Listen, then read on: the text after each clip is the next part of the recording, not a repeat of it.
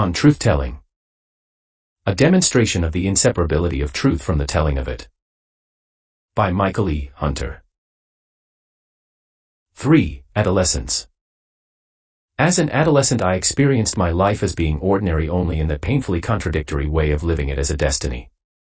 Living it then on the two contrasting levels of the intellectual and the imaginative. The first was often a sense of deficiency and letdown, while the second was often a burgeoning hope and dream. The first the rite of passage I took cognizance of, but, despite this awareness and despite whatever tricks of radiance promised a great and glorious future, the lack of confidence and reassurance that all the heterogeneous and motley welter of things could be redeemed.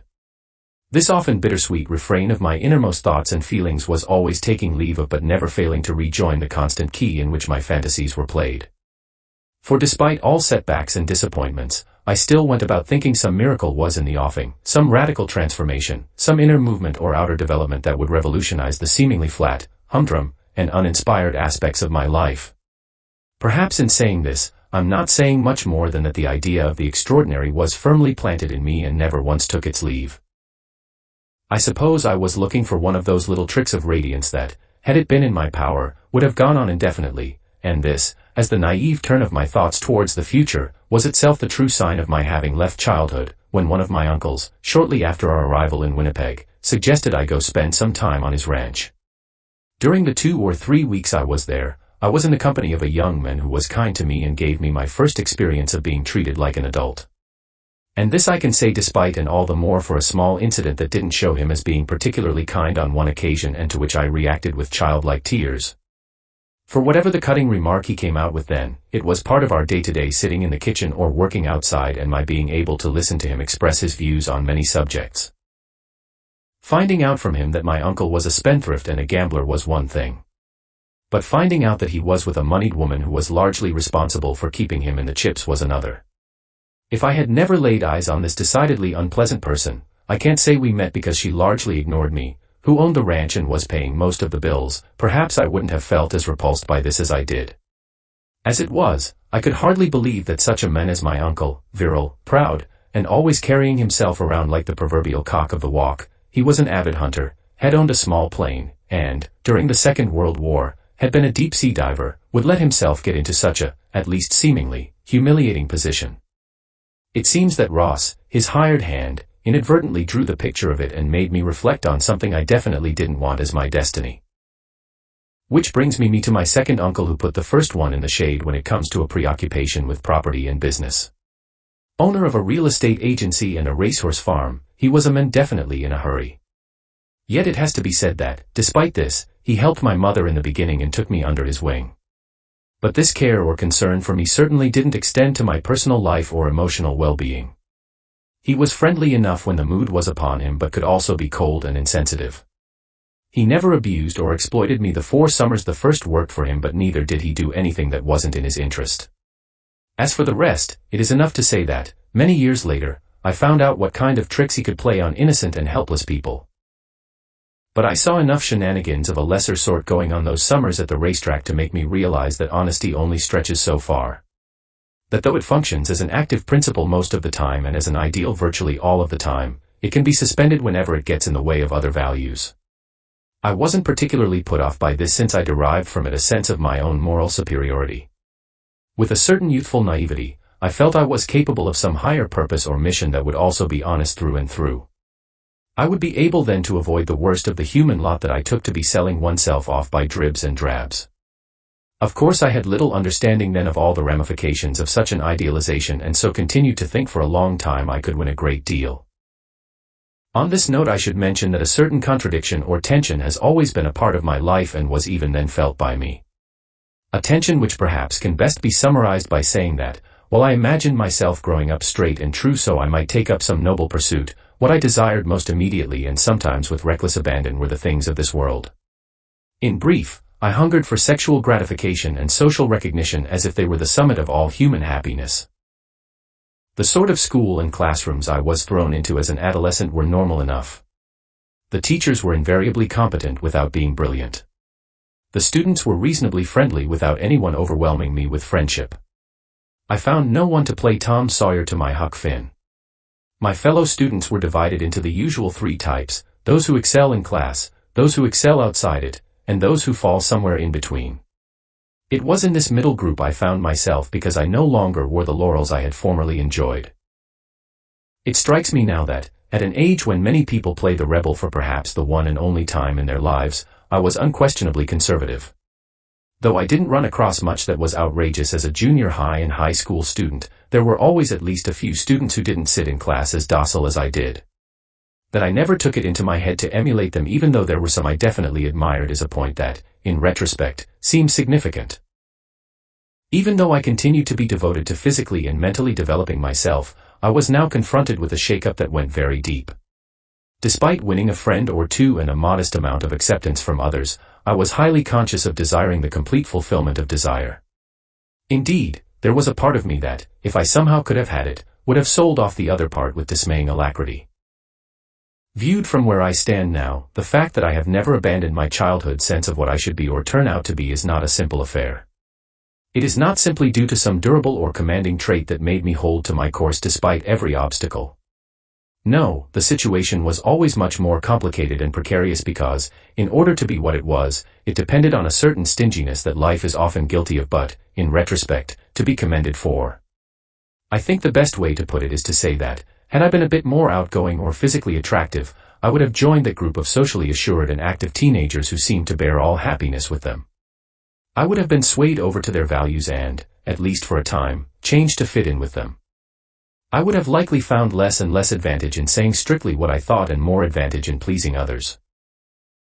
Things falling out as they did, some nugget of resistance remained in me and kept me from making the least overture to those I secretly admired and envied. To be sure, shyness and timidity played no small part in this, but, important as these factors were, they should be weighed against another.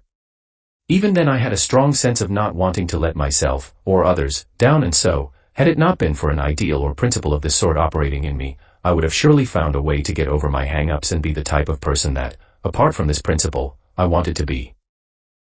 On the other hand, I felt I was committing a transgression every time I wanted to gratify myself, as well as shame that I was unable to do so. Wanting only the most beautiful and voluptuous, I more or less set myself up for a good deal of heartache. Of course, there was always the outlet of imagining myself the irresistible hero who would one day win his princess. Although I was never quite clear on what sort of hero I would be, I fantasized an encounter, event, or development so wonderful and overwhelming that no material considerations would enter into it. After having completed what was a rather unpleasant year at school, I spent the whole summer alone on my uncle's racehorse farm. Doing various chores and more or less looking after the place, I had ample time for all sorts of thoughts and daydreams. And despite the profound longing I often had for a bosom friend, this hermitage-like existence was not without its charm. Indeed, it allowed me to give my imagination free rein while I worked hard all day and felt my adolescent body grow stronger. I also had the opportunity to contemplate many diverse things as well as experience poignant moments of natural beauty. An invincible sense of optimism sometimes would descend on me because I knew I was still tender in years and had so much ahead of me. It was like a promise of being able to lift myself out of all that seemed still too mean and harsh. I naively thought that, simply by going from boyhood to manhood with a wondrous hope and expectation, I would eventually come to realize them. But well do I know that the resemblance I bore then to a young Rousseau goes much further than simply contemplating the beauty and wonder of nature. Just as there were occasions on which that sensitive soul plunged into something crude and animal-like, so there were occasions on which I suspended all thought of becoming a hero and became instead a gross scallywag ready to employ any ruse to feel up his younger sister. And although this taking advantage of her ended without serious mishap, but this is an open question and more remains to be said, I was nonetheless starting to get a glimmer of what a monster I could turn into. As I grew ever more aware of how much I was kept in check by such forces as shame and humiliation, it became ever more difficult for me to think of myself as being directed solely by some higher nature. It seemed to me then that I was flagrantly lacking in purity and that, only if life weren't so stingy and yielded more to me, I would straightway ascend to my proper rank and station. But while there were definitely those occasions on which I felt I was capable of communing with all that is lofty, so there were those which were not inspiring and even testified to some gross deficiency. What I count my later wisdom of seeing the extraordinary in the ordinary was of course far from me then. On the other hand, so much of what I experienced was still new and strange that, even if it inevitably brought with it a good deal of disappointment, I remained unflaggingly hopeful. And this despite thinking that, because my life wasn't filled with the intensity and excitement of an epic film. There was something wrong with it. I was still too young at this time to distinguish between affairs of the heart and affairs of the mind. And to know that, when it comes to the former, the greatest and most intense moments of happiness are difficult to sustain even in favorable conditions. Such being the case, on the rare occasions when some girl I was attracted to showed an interest in me, I immediately took this to be the standard of what pleasure and happiness should be. At the same time, I was so sensitive to any falling off from this that a truly painful state always lay as close to my heart as shadow to sunlight. But the truth of the matter is that some female Mephistopheles could have prompted a radical transformation. There is a degree of voluptuousness and eroticism which, had it been unleashed early in my life, would have made short work of my highest aims and aspirations. Being seduced almost against my will by such a power would have been like dying to myself. It would have conquered me almost without a struggle, because it would have offered me what I desired most and without the long hard struggle of winning it. Without the exacting and demanding business of changing myself in order to win it. That is, by a certain conformity, by no longer keeping faith with what the other side of me had to offer. But the fact that no such power ever came into my life meant that I could only be tempted on a few brief occasions. Or if I go so far as to exonerate myself of blame in my worst transgressions by apostatizing this temptation, I can say that it sometimes took the form of those who became vulnerable to me.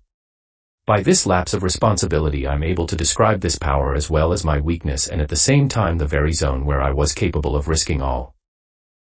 How much stands or falls then on these powerful influences which the world brings to us when we are very young, or else keeps at a distance? I have often cursed the lack of eroticism in my life, which essentially means the lack of sex, and yet I know that, precisely because of this lack, eroticism has constantly recharged my highest aims and aspirations. Whatever I suffered on account of this lack was always tinged with a certain melancholy, never far from a resurgence of hope that someday all would turn out well. Because these imaginings always remained vague yet consummate and exalting, I never thought of meeting a woman and getting married in a real down-to-earth sense. Rather, it was always as the happy stumbling upon and being swept off my feet by the perfect partner and playmate. Anything less froze my blood, because it seemed to make the game of life hardly worth the candle. In this way I set my sights very early on a sort of perfection which could never be attained, and which, far from being the religious or utopian visions that sweep others off their feet, manifested itself as the will to be worthy of this imagined lover. But whatever this will to perfect myself was in its earliest and indeed later stages, it was certainly no attempt to purge myself of the erotic. Never having been subjected to the worst of religion, and always in fact free to give it the critical eye, I couldn't relate to it, or at least a good part of it, except as a bloodless adjunct. The short period of Bible studies forced on me when I was 8, it was an aged and very unpleasant teacher called Miss Mills who took up these early morning readings, hardly did more than introduce me to the Old and New Testaments as literature. Unlike Rousseau and other Christian thinkers past and present, I didn't grow up in surroundings filled with the ardent desire for personal salvation. The most that can be said is that the element of purity in religion, however humble and austere, had its impact on me. A church spire or a story drawn from the Bible certainly inspired thoughts of a less tawdry way of existence. By contrast to what I often felt inside and saw around me, this world of religion seemed to speak only of the simple, the pure, the purposeful, and the highly significant. Not jangly life but solemn music. Not superfluous or incoherent utterances but lofty speech and impeccable diction. And it was a world certainly not short of the extraordinary. The creation of heaven and earth in 7 days, the expulsion of Adam and Eve from the Garden of Eden, the parting of the Red Sea, the temptation of Christ by the devil, the miraculous curing of the sick, the walking upon water, the crucifixion, the final ascension with the short return to earth, all these were stories which fascinated me without ever engendering the belief they bore the same order of truth as other stories or accounts. More than I was drawn to the Christian faith by these stories, I remained suspicious of it. I, who was then but a child and who was already conditioned by some contrary ideal, had no desire to be led into thinking that piety and human weakness should be paramount concerns. But youth to the youthful imagination is almost equal to feeling invulnerable and immortal, whereas in later life the looming shade makes us think twice about all the significance with which we charged our youthful lives. What is the power of the Bible if not its truth about human weakness? Human weakness not in any ordinary sense but in a cosmic one. In the sense that not only human beings but human meaning itself is imperiled. And not just on a local but on a cosmic level. And yet what we give to ourselves on this highest level is never quite identifiable with ourselves, such that what is so produced comes to us only through us, and so in fact beyond us. To this extent all our thoughts are a product of and participant in some infinite hyper-meaning and belong to it as much as to ourselves. Thus all can be looked upon as a plethora of gifts fitting the various moods, shapes, and conditions of humanity. Tragic humanity. Never will it be resolved that such a bounteous condition must come at such a high price. Never, never, never, and yet when I was 15, I read about the Second World War with as much fascination for Hitler and the war machine as revulsion at the cold-blooded extermination of innocent people. Identifying with these hapless victims at one end of the spectrum and monumental will and power at the other, I alternated between being a winged avenger of the first and an enthralled spectator of the second. Always conscious of these inner vicissitudes, I at the same time never felt compelled to get rid of them. Or if I did, it was not for very long. The largely Christian ethic blowing in upon me at times couldn't uproot the one already in place. The one holding me more towards dutiful suspicion than dutiful trustfulness. The further readings I undertook seemed to confirm me in this attitude. Anything which smacked of the human was capable of the most surprising shifts and turns. Among other things, I found out that an allegedly Christian nation could go to war with other Christian nations. That a highly cultured society could descend to barbarism. That good solid townspeople were able to turn their backs on a nearby death camp. That others could risk their lives to save people from the same. That many churches and universities were capable of meekly falling into line with an anti-Christian and anti-intellectual order. And, finally, that people from these same and other milieus were later able to produce a profusion of engrossing works out of the ashes of so much that had been laid barren and waste. Politics, W.B. Yeats. How can I, that girl standing there, my attention fix on Roman or on Russian or on Spanish politics? Yet here's a traveled man that knows what he talks about. And there's a politician that has both read and thought. And maybe what they say is true. Of war and war's alarms. But oh that I were young again. And held her in my arms. What if an evil genius were to come to me right now and say, it is time to drop the pretense that going on about your years of growing up and then knocking about from pillar to post and then reading and writing and studying philosophy will add something new to what you have already said. It is time to admit that the end of your project is already at the beginning and so, philosophically speaking, you have said all you have to say and what remains is solely on the level of the personal. How should I answer this evil genius? Should I deny his criticism? Should I say that, while it is true that where I have begun is largely where I have ended up and will end up, there still remains the question of why I ended up where I have and not somewhere else? Or even the more penetrating question of why I didn't go off the rails completely? Doesn't this wavering itself pertain to the subject?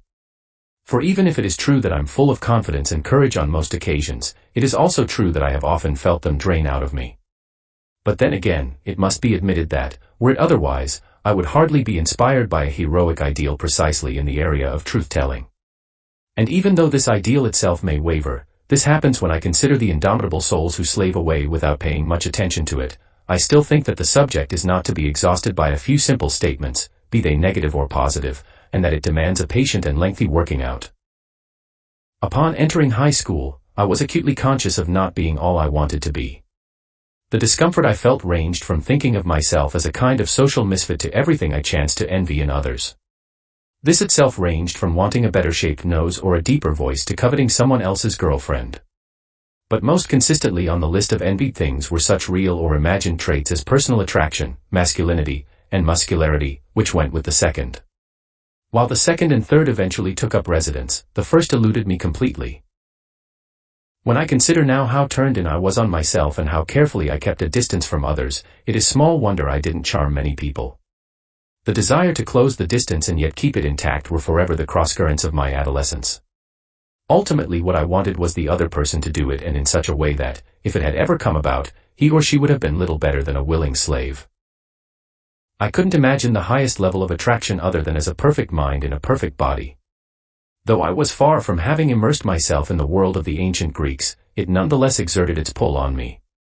All that it symbolized in the way of highest learning and culture fused imperceptibly in my mind with the heroic look of a muscular Zeus or Apollo or the stately figure of an Athene. To want to be as these were is of course to want to be godlike. Being young and free to think all possibilities of a promising and self-gratifying sort, I didn't stop to consider how unreasonable this desire was or that the perfecting of one part of me might interfere with that of another.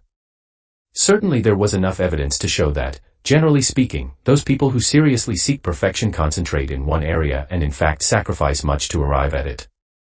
Yet the thought of being so artistic or intellectual as to abandon my physical development or to be so patently narcissistic as to run away from every other concern and consideration, both of these were equally repugnant. In a way I wouldn't like to remind myself of too often, I consigned myself to a certain mediocrity that only an act of will has kept me from recognizing or tolerating to this very day. Having already played hockey for a number of years and showing very little talent for this sport, I decided to join the high school cross-country team. Here again I was mediocre, or at least at the beginning, and distinctly remember being beaten in the first few practice sessions by an outstanding girl. Later I would fall in love with her and experience one of the many rejections I have suffered at the hands of the opposite sex. Although neither having the kind of body I would call voluptuous nor an intellect I would call outstanding, she was certainly attractive and, what is more, proved in competition she had in fact a superior mind and body. Perhaps this, as well as her muscular legs, won my heart, for, all things considered, a certain female superiority has always been very attractive to me. Of course the legs have to be perfect too, or whatever there may be of this superiority produces little or no effect. Such fastidiousness bordering on fetishism is probably more common and more significant than generally admitted. Certainly the realm of truth-telling doesn't reflect or recognize it except as a subject among other subjects. How the truth-teller arrives at his subject and how he ends up treating it are generally considered irrelevant both to the subject and the treatment. As perfectly understandable as this may be and as little as it could be any other way, it keeps truth-telling from having the transparency it forever claims for itself and indeed must claim for itself. Fastidiousness of another sort is my penchant for writing with some style and my dislike of all writing that slavishly follows one. Recently reading one study, for example, I was put off by its implying it could equal or surpass others by adopting an easy accessible way of writing and thinking. Accessibility is of course a value not to be slighted, or at least not if it is willing to slight itself and own up to its shortcomings. But my fastidiousness in writing is also manifested in another direction which goes some way against scholarly propriety. Fairness to one's adversary as feigned politeness, how often the worthy scholar is chopped up after being praised, and fairness to historically oppressed womanhood as inclusive but inelegant language both unsettle me. Of course the scholar's fastidiousness in this area has a certain moral correctness not to be slighted, but inevitably I'll be doing this, that has definitely had its impact on other writing including my own. At the same time this correctness is by no means free of practical and strategic considerations. Not unlike the worthy politician who is forced to ingratiate himself with as many voters as possible, the scholar seeks to be read by as many worthy readers as possible. And not offending others is certainly the right approach to this and carries the best chance of being heard in the public arena. On the other hand, if one is bent on telling the truth about truth-telling, one must go beyond such politeness because one cannot tell the truth about truth-telling apart from the telling of it. To tell the truth about truth-telling is necessarily to tell the truth about this telling.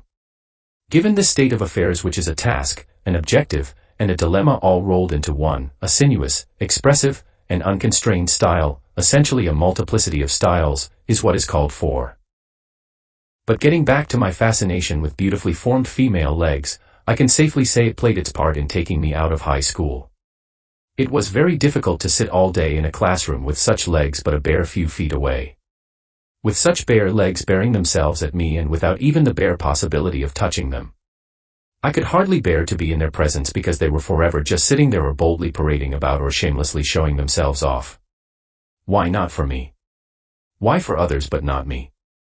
Certainly my daily running was an outlet and, during the winter, it became the ritual, certainly a very rigorous one, of running in knee-deep snow and in subpolar conditions. At least I could take pleasure in that. But I was disappointed the following spring, when having won some recognition as a runner, I didn't find myself surrounded by adoring girls. In fact, nothing at all really changed and I remained frustrated and feeling marginal. Never being very socially active as a teenager and growing more and more discomfited in groups or crowds, I imagined that someday I would meet the right girl in beautiful and choice surroundings. I imagined meeting her in some lonely woods or on some windswept hill, some place with no social or material ties to the outside world apart from our surroundings and our physical, emotional, and intellectual attraction to each other. My naivety and self-delusion were such that I didn't realize how much I had departed from a normal expectation and how much this perfect companion was fused in my imagination with the highest level of erotic pleasure and excitement. Of course, what I was hoping for was not only incongruous in itself, but also in relation to my seeking a kind of personal integrity and purity.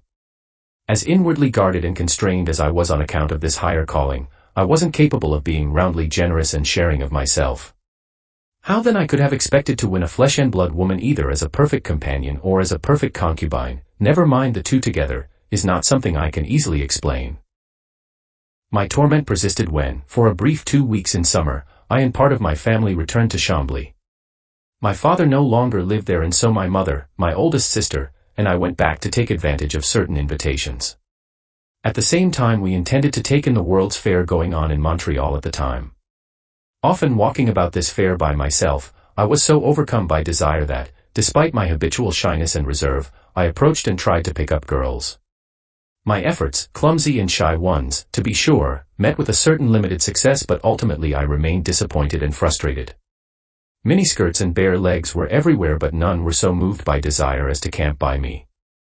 All the rest of what I saw was terribly impressive, with proud pavilions, overflowing crowds, and colorful activity. I wondrously took it all in, and yet at the same time was made conscious of my own lack of flair and distinction. In Chambly I found some solace in the company of a 16-year-old girl whose family had been our former neighbors. As initially grateful as I was for this, and as important as it was for my self-esteem, I ultimately felt let down. Most of the details are unimportant. It is enough to say that, even though this girl was far from being unattractive, she was not as lovely or as lithe or as light-hearted as I would have liked her to be.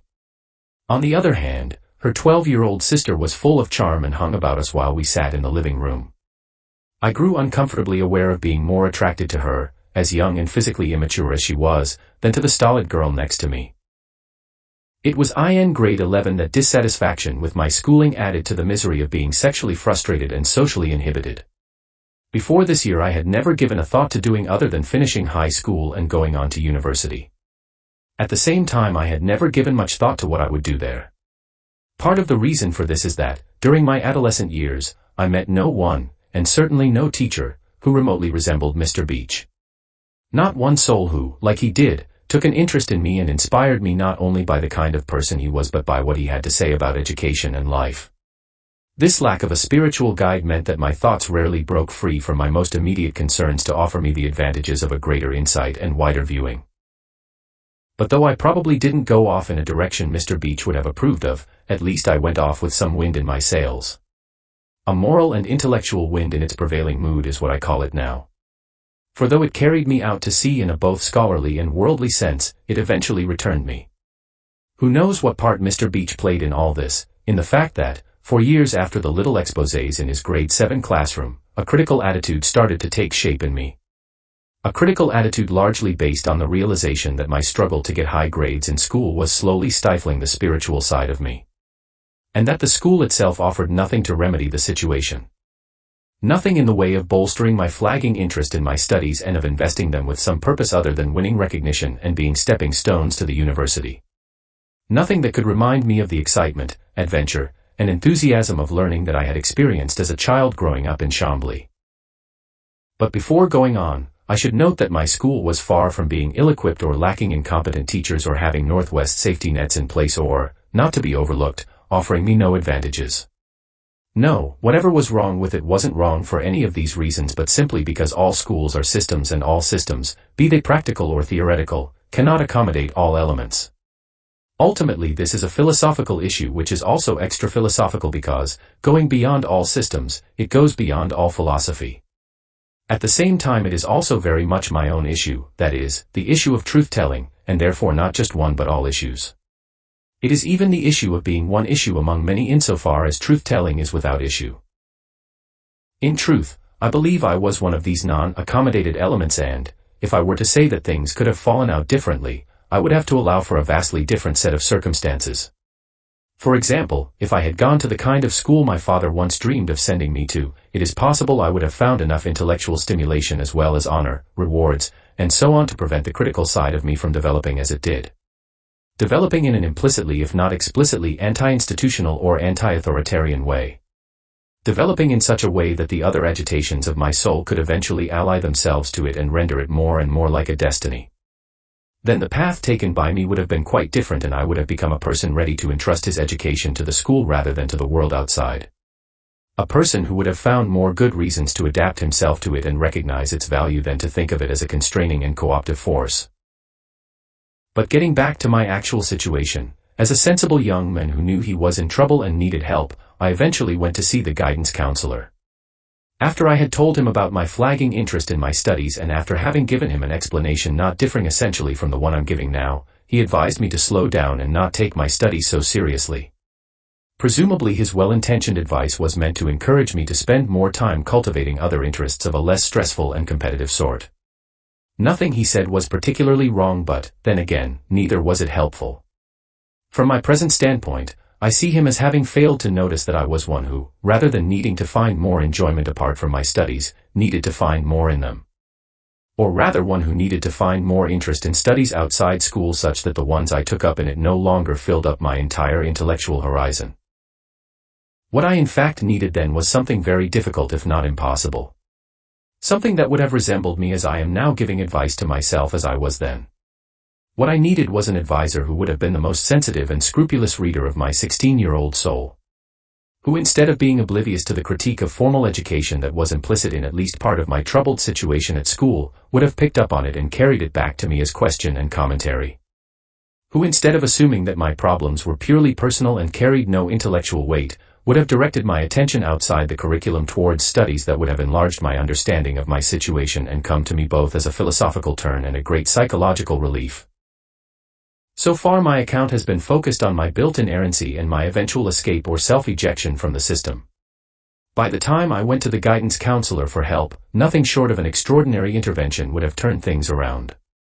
For a critical mass had been reached which, even before I had physically left the school, put me outside it in an imaginative or emotional sense.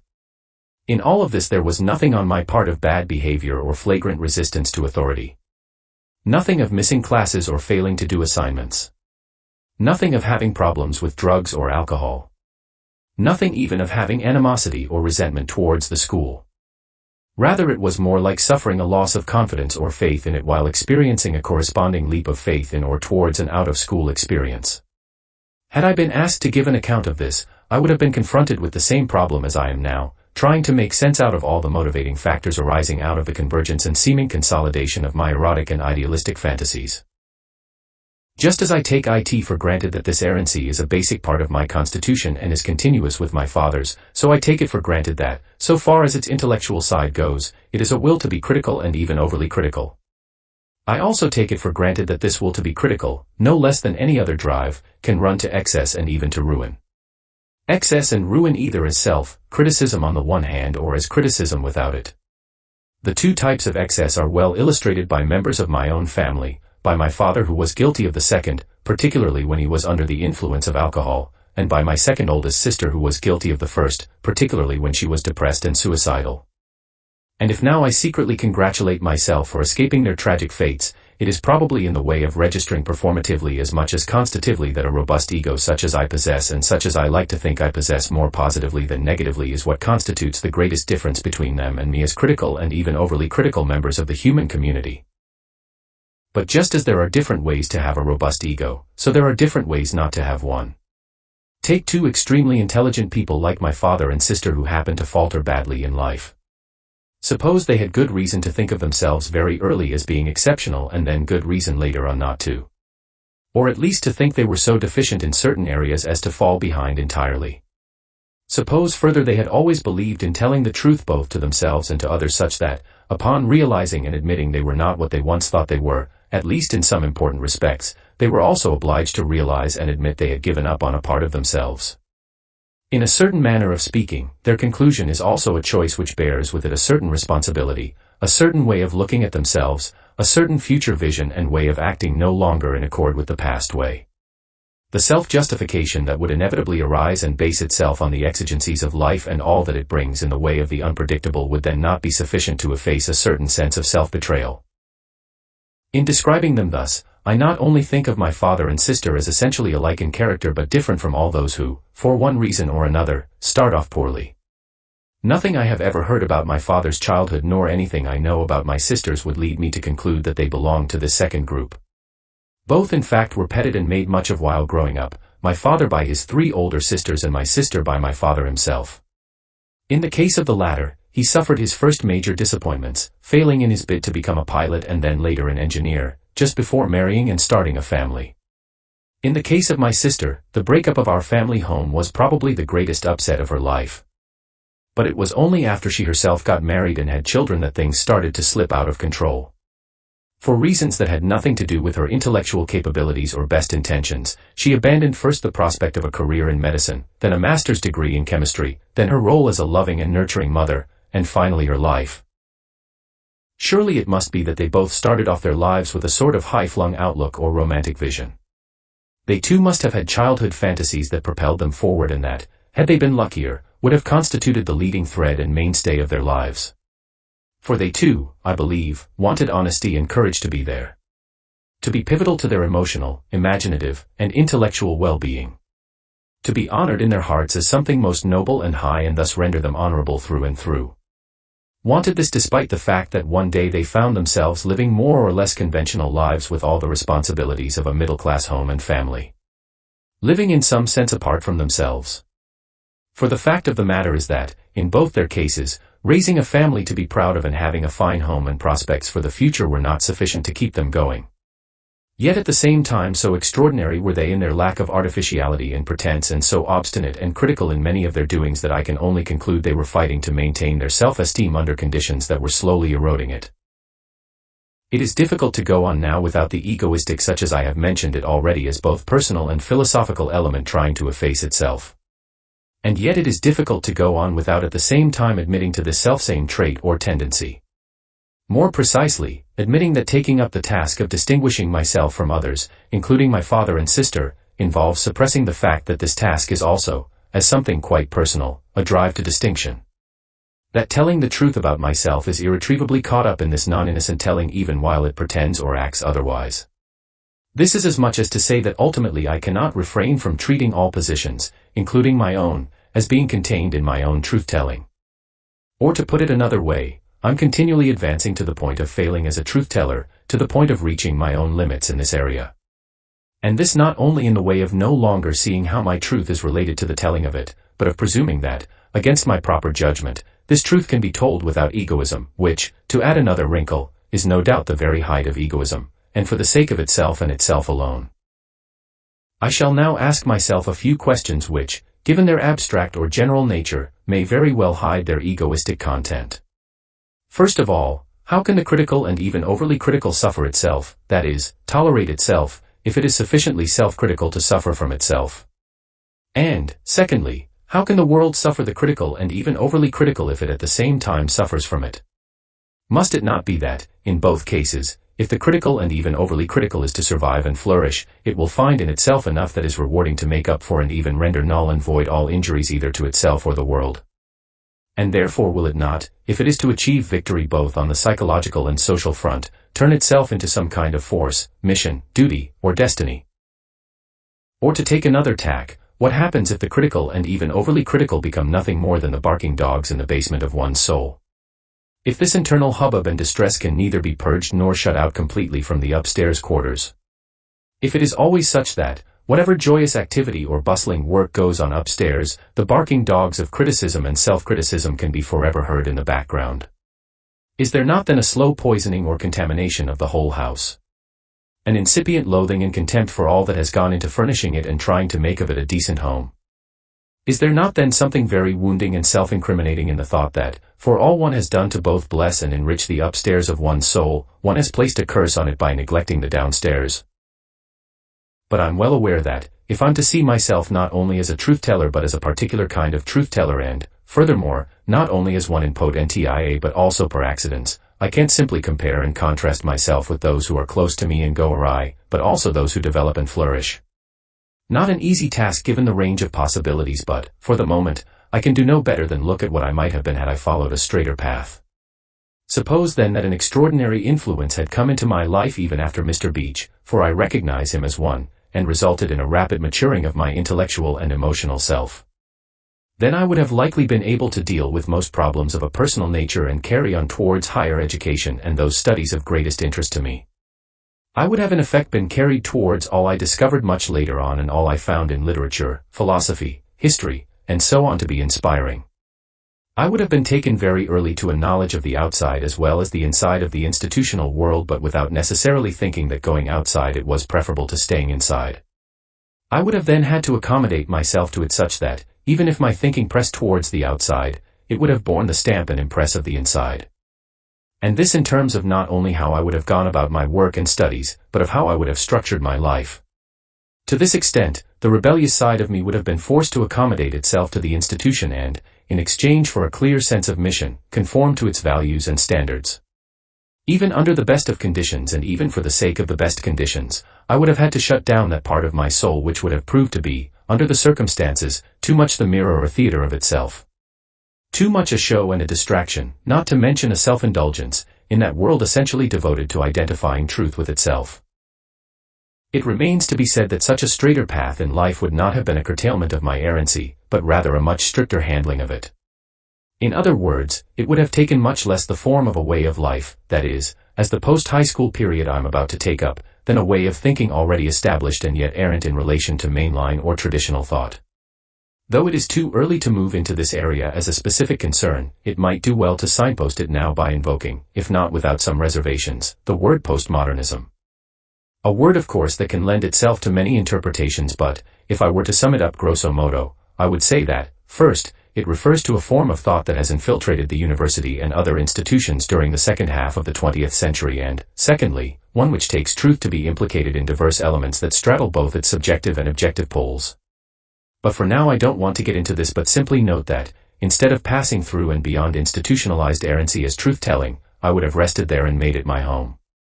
I would have followed the relatively obscure and wayward paths of other such dwellers and, if I were lucky, traced out, I hope not too obscurely, a path of my own.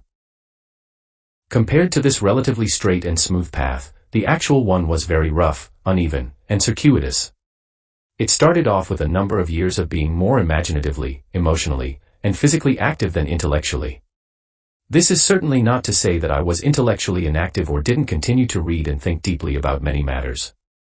No, it was just that no real discipline had to be exercised in this area because, naturally enough, there was no motivation or guidance other than what came from day to day. Or at least none apart from my unshakable belief that the world itself was a school and, along with books and other reading material, offered many different ways of learning. It was as if all that I had once explored as a child growing up in Chambly was now extended to many diverse fields. Of course I had already experienced enough to know that the world was not always a friendly place, nor had all of its innumerable corners immaculately kept. Yet such was my romantic vision at the time that I unfailingly saw my destiny being pointed out by the most beautiful and splendid things.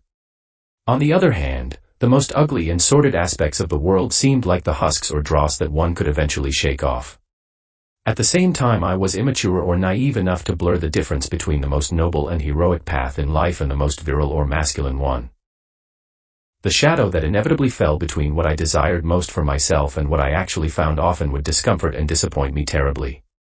Nonetheless, it was never so great as to obliterate the first or make the second seem to be less than the rather slippery stepping stones. Oh, but how hard one fell sometimes, on the way to the first.